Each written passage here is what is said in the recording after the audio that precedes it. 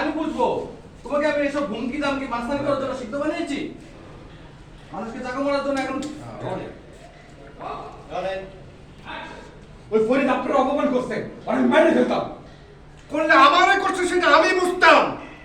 তোমাকে তো আমি এই কারণে শিক্ষিত বানাইনি যে তুমি হুমকি দামকি করবে। মানুষকে ছুরি মারার জন্য তো এখন আমি টিউশনি করে খাওয়াই না, এত কষ্ট করে একটা ব্ল্যাক কিনেছি তোমাদের জন্যে।